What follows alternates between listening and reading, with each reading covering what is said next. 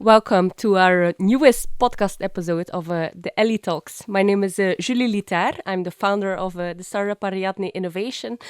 And today is our first episode of a new year. So I would like to start to wish everyone a very happy new year, a very happy 2023 with lots of love, a lot of friendship, a lot of good business, and a lot of sustainability, of course.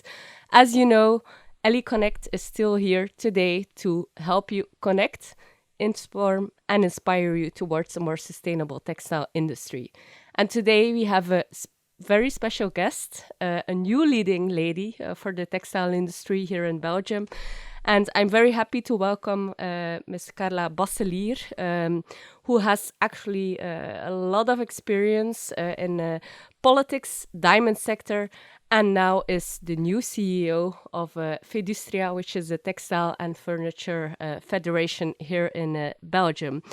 As you know, for the listeners today, so Mr. Fa Quix, who has been CEO for over 30 years of Fedustria, was our previous guest. So today we start a new year with a new lady, with Karla Basselier today. So Karla, very happy to welcome you here today. As we can read on your LinkedIn page, you call yourself an optimist, a proud mom, something I can relate to. But for the guests today, can you please introduce yourself? Who is Karla? Thanks, Julie. Thanks for having me. Happy New Year to the listeners as well. So I am Karla. I'm 41 years old. I always forget that 1 year. As you said, I'm a proud mom of two incredible sons, Casper and Corneel.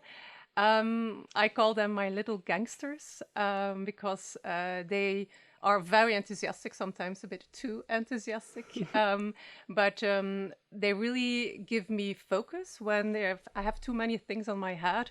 They really help me to deconnect, to regain focus, as I said. And family is the most important thing in life. But you didn't ask questions about my family, about myself. So back to me. I have a legal background. I started my professional career in government, as you mentioned, at the Ministry of Foreign Affairs. I focused on natural resource management at that moment, on the cocoa business, in fact. So before diamonds, I even worked for chocolates. So it's a bit girl's best friend. I had diamonds and chocolate.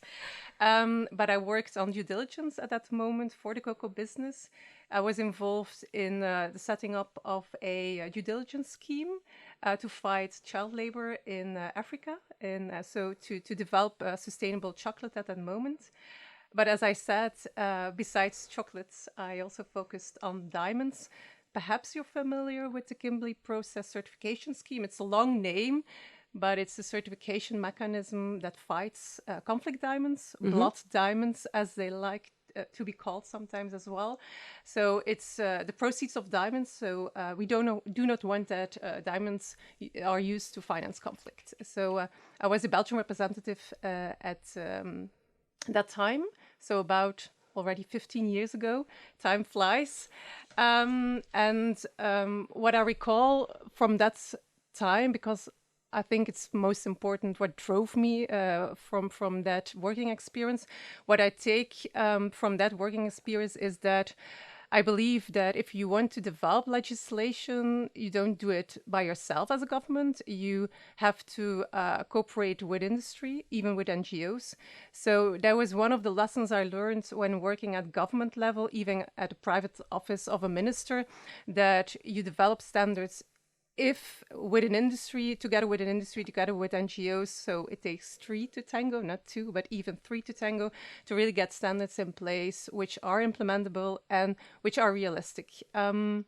It's true that I worked a lot of time, so about 10 years in the diamond business for the umbrella organization, the Antwerp World Diamond Center, perhaps not so familiar, but it's a federation, as you have Fedustria for the woodworking, the furniture, as well as the textile industries. You have Antwerp World Diamond Center. That is an umbrella organization that represents 1,700 diamond companies in Antwerp.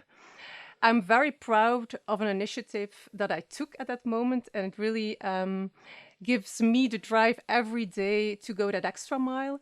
I developed a mind to finger jewelry collection at that moment. I had the possibility to do that within my function, within my role at that moment. And it's a beautiful collection, My Fair Diamond called, but it also has beautiful values. It's focused on transparency, on full traceability from mind to finger. And it also respects human rights and environmental standards. So I'm quite proud of that initiative. And what is important for me to recall is that I really believe in products that make a difference. And I see within the textile, within the woodworking, as well as in the furniture industry, I see that when I visit companies, you also see that people are proud about the products they produce.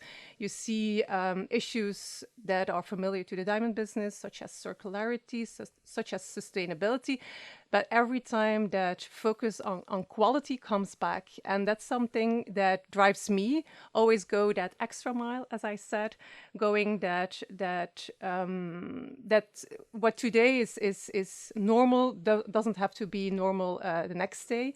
You made a reference to my LinkedIn profile. It's true that I like to be optimistic. While I know we are going to some tough times, challenging times, I always keep in mind that optimism needs to be the moral duty, as I like to call it. But it's something that I take into my private life, so in my family life, but also in my professional life. That's great, because you have an optimist at the other side of this table as well. So I always believe that optimism, as you say it, is a moral duty. So you have been CEO now for about 2 months.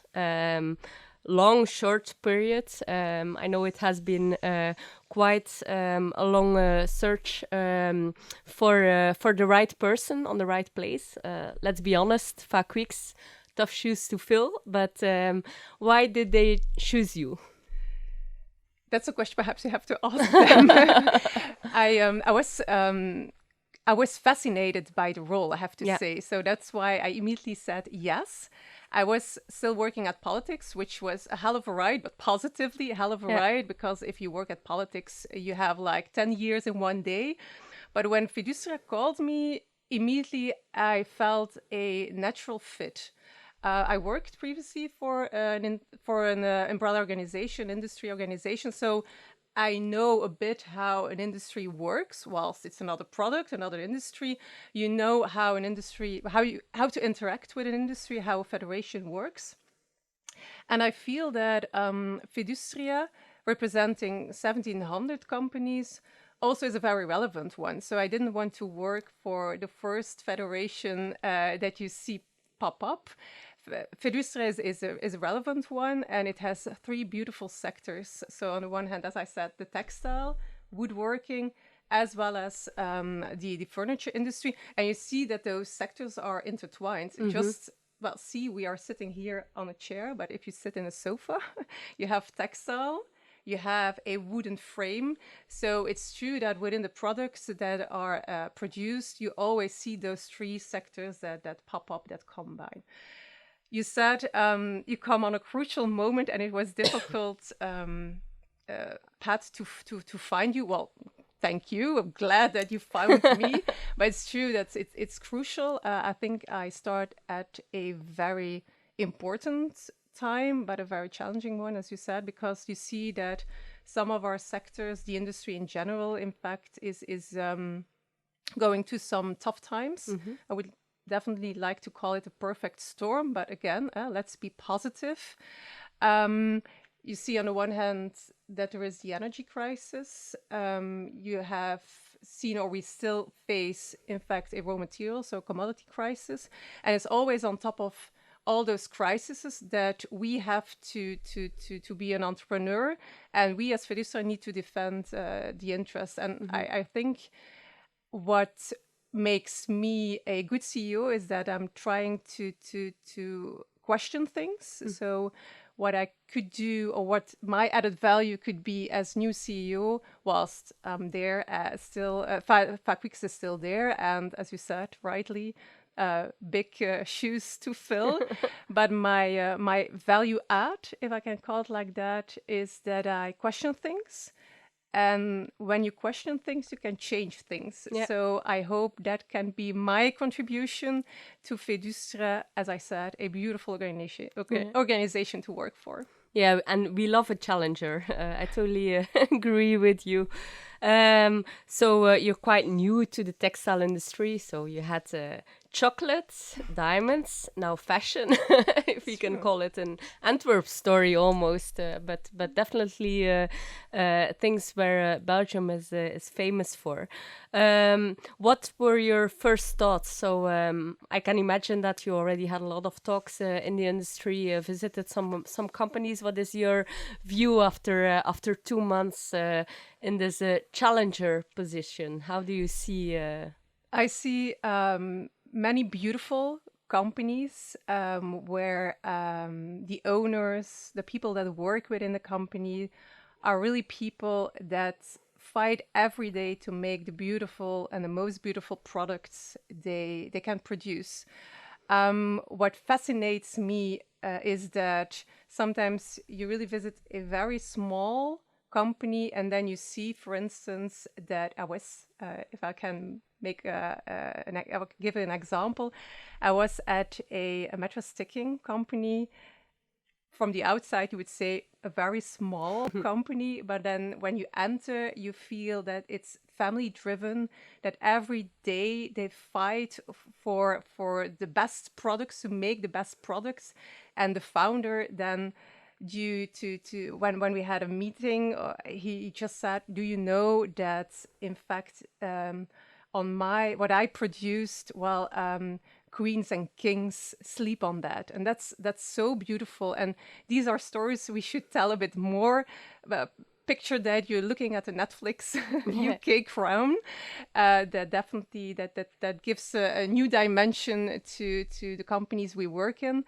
I was very surprised that so many companies, being in the textile, being in woodworking, even in furniture, are very focused on setting standards. Is it on sustainability, on circularity?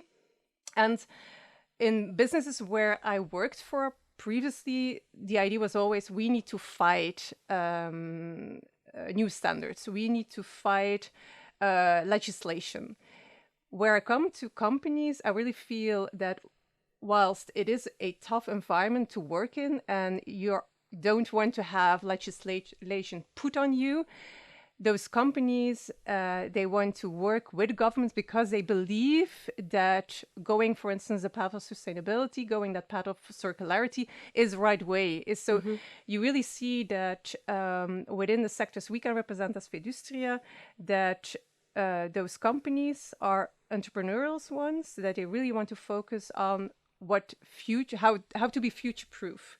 And that's something which I believe is essential. And I believe that if you don't focus enough on questioning things, but also on innovation, you will be out of the business. And in all the companies I visited, I really had the idea that those people live for the business. And that's something we have to showcase a bit more as Fedustria. We need to be a bit more proud of that beautiful sector we represent. Yeah. I totally agree with you, and I think that's also part of the mission of Ariadne Innovation. In fact, I think we're talking about the same company. Our first podcast guest was Aurélie Maas from Maas Mattress Sticking, and we were so impressed with the story of our family business. So, in fact, we wanted to share it all over the ecosystem. So I totally agree with you that we should share more stories about that as well. So Fedustria is covering both textiles as furnishing industry. With Ariadne Innovation, with Ellie, we're focusing mainly on the textile and fashion business. Do you see any similarities between the various sectors that you have in Fedustria? Yeah, I do. So as the example I gave, so within the products, Yes. you see those three sectors presented, but also in the way they work, so how the company operates. First, perhaps that's important as well. All the industries Fedustria now represents, they go to the same challenges. They are facing, as I said, higher costs due to an energy crisis, commodity crisis. You also see that consumer that is changing its behavior, that is a bit more cautious about its buying power and buying behavior. And we also need to adapt to that new consumer standard. The consumer, in my opinion, that will focus much more on, I want to buy a product where the value that represents a product is a value I can link myself with. Just to imagine like a product with a moral value add, I think that will be the future, that we can really prove that there is a moral value addition. So you see the challenges that are similar in the industry, but also, as I said, the focus on, I want to produce quality every day. It's not the companies that we represent, or the companies already visited, are not those that say we want to focus on volume. No, they want to focus on quality. They want to differentiate on that topic. They really want to be a specialist in a niche. And you see that in the woodworking, as well as in textiles, as well as in furniture. I was very happily surprised by a company I visited just before year end. They have two divisions. In fact, it's a furniture company, and they have two divisions. On the one hand, they make new furniture. On the other hand, they repair their own furniture and they sell it secondhand. Well, you see that this is, again, an example or to focus much more on, we need to recycle, we need to reuse. And in all the companies that I visited, that's already in the DNA structure. You see circularity, you see sustainability, that is part of its DNA of a business operation model. And as I said, for me, that's the future. But we, in an industry, we have to promote that much more. And I think we as Fedustria can help there, because it's true, we organize a lot of workshops, seminars to inspire companies, but that's just one moment. You have an afternoon where you come and listen to some experts, but after that, it's up to you to implement that in your business. What I would like to change or to enhance within Fedustria is that we set up learning platforms where definitely companies can learn from each other, because you always have those that are front runners, that go the extra mile, that are a bit, I would say, easy or early adapters. But then you have those that say, I want to do that as well, but I lack the expertise, I lack the know-how. I think we can work on that, Fedustria, to create like buddy programs. I think Ariadna Innovation, Ellie Talks, definitely podcasts can be helpful, because you create ecosystems. It's just not one moment where you get information, sometimes two one streets, like one direction, you give the information, after that deal with it, is finished. So I believe that setting up that learning platforms where you can exchange views and can be inspired by others is very important, because of the fact that, as I said, circularity, sustainability, that drives companies, that's making companies future proof. And just to mention one thing on that future-proofness, I don't know if it's an English word, but it sounds correct, to help that future-proofness of companies. There's a lot of talks about sustainability on circularity, but to include that in your DNA, I think it will also help your bankability, because banks are now also looking at ESG. They want to finance much more if a company has the right values and the right culture, produces the right products. So in the end, it makes you future-proof, but it also helps your bankability and financing. So I think that's the way to go, but Fedustria can help there on that learning platform. Yes, definitely. And we try to support with Ellie.Connect as well as much as possible to create the interaction because we also start like the younger generation is used of using that digital communication tools all day long.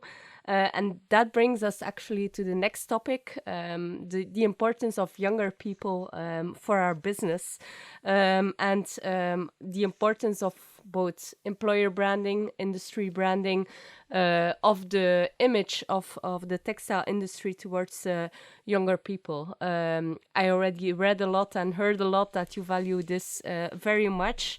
Can you maybe explain a little bit about that? Youngsters are the future. So young people are the future. So if you don't invest in them, you will not get them on board as an employee, or even just that they know your sector. If people do not know you, they will never love you. So I think you have to start to invest in employer branding, but also in company branding, industry branding. It's true that it's very near to my heart. It's very dear to me. Why?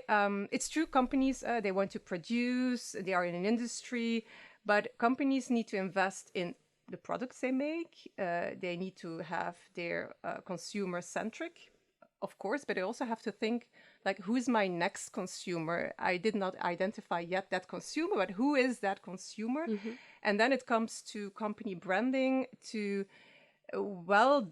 define what the culture of a company is, what the values of a company is. I think Fedustria can help there, but in the end, the first step is a company that needs to be well aware of the values, of its own culture, how it presents itself. So that's for me very important because, again, if you want to have new people on board as your consumer, but also as your employee, as your future employee, you have to be well aware of how do you position yourself. Definitely towards, for instance, a new generation, because a new generation will focus on where I want to work. I want to have flexibility. I want to understand that the values of myself correspond with the values of the company. And to mention again, so that furniture company where I visited just before year end, the most of the people that wanted to work in that company wanted to work in that specific division that worked on refurbishment of old or older furniture. So you see that again, how you present a company towards the external world is very important. I said that there is a second dimension where Fedustria can help. Then it comes to industry branding. We cannot brand companies. We can help, support, consult, give a bit of advice. But in the end, what we can do is to brand our own industries which we represent. It's true that we will take an initiative on that. It's one of the action plans for 2023 for this year and next year. First on the general promotion of the industry, we can be a megaphone, as I like to call it. So the beautiful initiatives that are taken by our companies, we can just make that an industry story out of it, so to promote the industry. But we can do much more because, as you know, you have youngsters that are your future consumers, but you also have youngsters or young persons that want to join. You want to have them to join your company. So we, as Fedustria, we can be a catalyzer to between, for instance, teachers, schooling, education, as well as companies. So to create that ecosystem again, to create that there is a good dynamic between the one hand schools and the level, the quality, the capacity of the schools need to be adjusted. But that is a responsibility of, on the one hand, the schooling, but also on the industry that needs to work much more with schools and with the schooling system. I also believe in generating partnerships outside the industry. We here in Kortrijk, we have the gaming, so the gaming school. I don't know if that's the right terminology to use, but it's a huge new environment that is built, I think we can learn from them and perhaps work with them just to learn and to get inspired.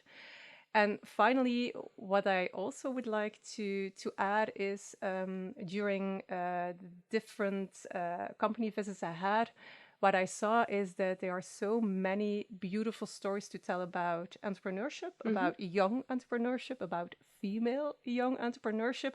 And I would like to create a kind of ambassadorship, because if you show that also young people operate in the business, that they take over the leadership in the business, then you can showcase that this is perhaps an old business, but it's not old fashioned. So people want to invest, people want to get on board. So telling a story that inspires youngsters, you have to tell that story through stories of your own entrepreneurs. And I really feel that we have some beautiful stories to tell about female entrepreneurship there. So I hope we can join forces. Definitely up to that. It's important.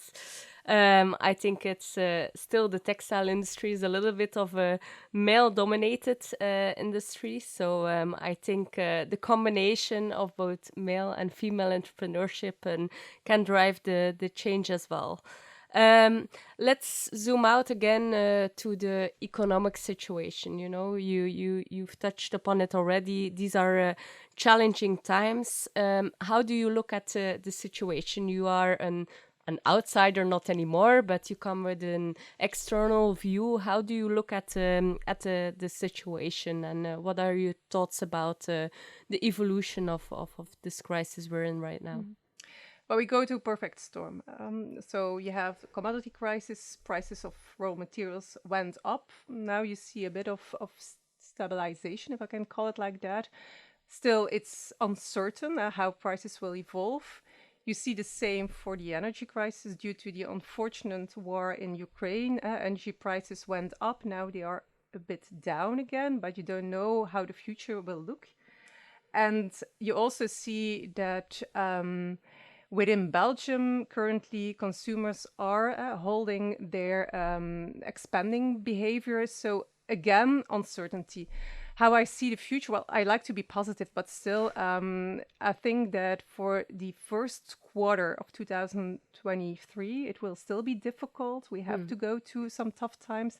After that, I hope that there will be stabilization, that the economy finds again a kind of boost, and that we can overcome.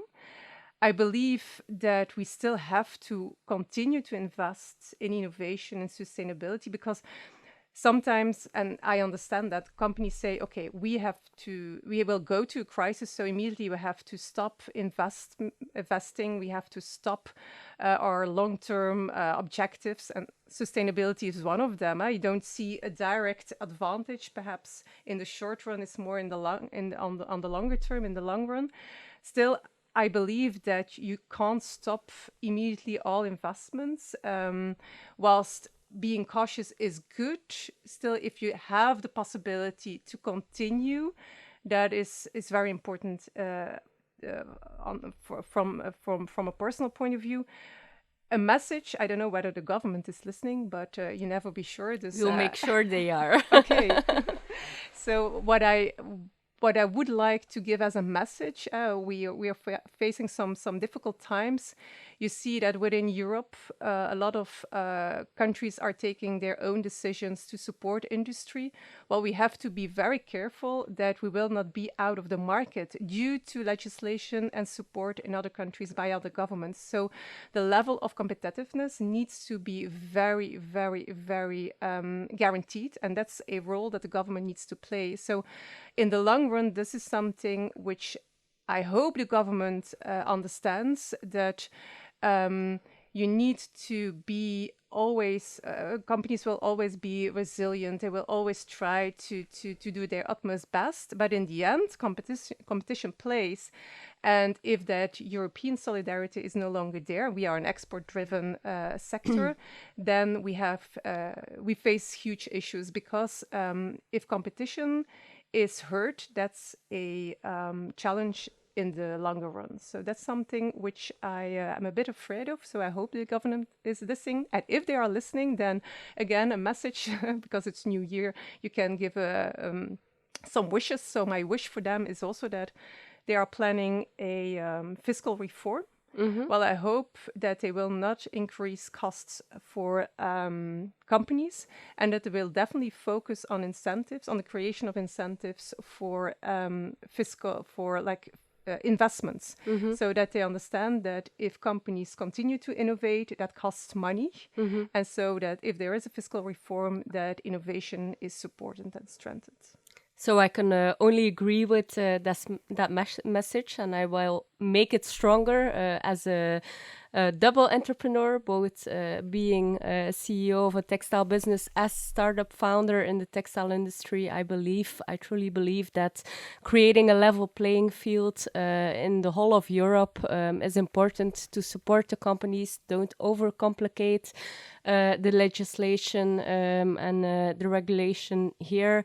Let us do what we're best in, innovating, creating value based on sustainability, and building a beautiful future. So I totally agree, and I give the same message from the industry again to all those politicians that will be listening, definitely.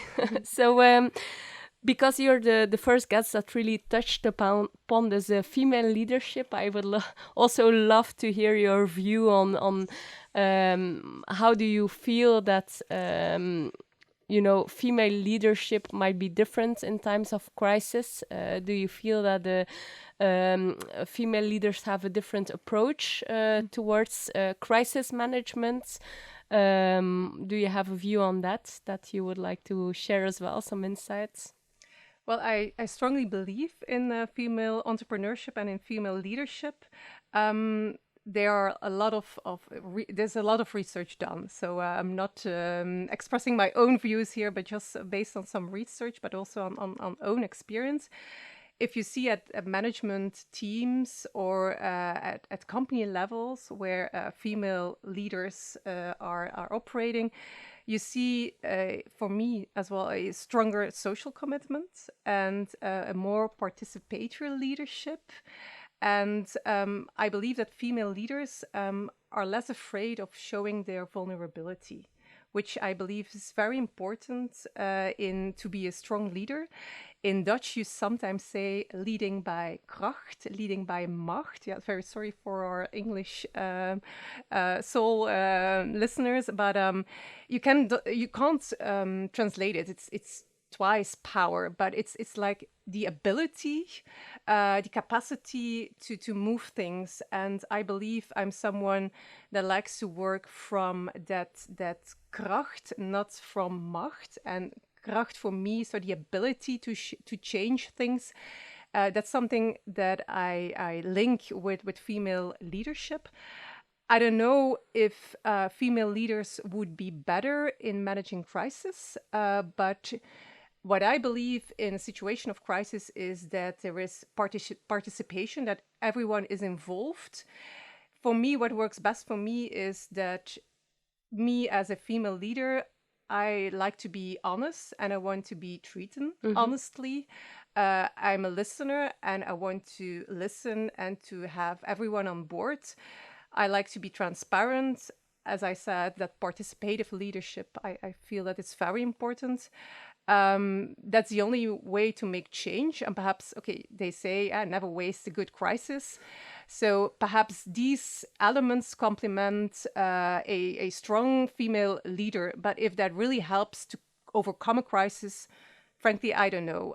It works for me. I hope that I'm not selected on my gender, but on my capabilities, my qualities as a leader. I am sure. Thanks for confirming that. Yeah, that's great to hear. And is there anyone that you are inspired on? It can be female or a male leader. It's a very difficult question for me because when I listen or learn, or when I hear podcasts even, or like when I look at YouTube channels, or even when you hear somebody speak, I get easily fascinated by the level of the way people speak, the way they can move things. That's Yeah. something, if I can get inspired, for me, that's a good leader. There's perhaps someone, I don't want to make too much publicity, but it's someone that I really, on top of my head, it was the first name that popped up in my head when I read that question, is Esther Perel. I don't know whether you... I was thinking of the same name, okay. but Good. She's perhaps I not... know her podcast. Oh, okay, well, good. It is. She's not the corporate leader that everybody would have in mind as first thought, perhaps, but it's, yeah, she's a Belgian, American Canadian psychotherapist. And she's very known for her work on relationships and how the quality of relationships have an influence and determine the quality of life. And her books, the way she speaks, that inspires me. So for me, she's really someone that can be my example of a very, I would say, inspiring female leader. But perhaps she's not the first one that corporate leaders would refer to. Okay, thank you for that insight. And actually, now that we're speaking about inspiration, I would also, as we're now at the end of our podcast, would like to give you the opportunity again to maybe inspire others, listeners, people in the Ellie.Connect ecosystem with a positive message. Please be optimistic. So I would advise maybe not to politics, but to a broader listeners, audience as well, or maybe a New Year's wish you have for them. Well, there was, perhaps you saw our New Year's card Yes. of Fedustria. I like the quote which was mentioned on the card. A pessimist sees the difficulty in every opportunity, and an optimist sees, what was it again? Oh my God, I just forgot it. Hold on, here we go. A pessimist sees the difficulty in every opportunity. An optimist sees the opportunity in every difficulty. It's not a phrase made by Fedustria, it's by Winston Churchill, but it says everything, I believe, because if you have a situation, you can always look at it two ways. You can can have a positive view on that, or you can have a pessimistic view on that. Because it's New Year's Eve, because it's New Year, I think that when we go through tough times, we always have to look at the future, not on the past, or just to sit, just to try to continue whilst we have challenging times. To fierce challenges, either come fiercer opportunities, normally they say. So I hope that with those beautiful entrepreneurs I saw already, and hopefully to see in the next visits I will pay, entrepreneurship that's all about surviving. It's constantly adapting, and that's something I really wish to see and to continue to happen, because that's the only way to move forward. So continue to be optimism whilst we are facing some challenging, uncertain times. Okay, thank you very much for that New Year's wish. Stay optimistic, continue your sustainability efforts, although we might be facing challenging times. Thank you for that, Karla Basselier, new CEO of Fedustria. Very interesting podcast talk with you today. Thank you for that. For those listening, if you want to read again about this episode, we will launch also a blog post on our website, www.ellie.connect.com/17, which is the number of this podcast. And definitely listen as well to the next podcast episode, which will be a little bit more technical, but it will be a deep dive into the EPR, together with Jo van Landehem from Crea Moda and Circletex, but definitely as well very interesting. And of course, keep on following us, please comment on our social media, LinkedIn and Instagram profiles. And for those who are, ambitious and want to be inspiring, informing, and connecting others as well, please join our digital ecosystem, Ellie.Connect as well. well. And let's do great things together. Thank you. Thank you.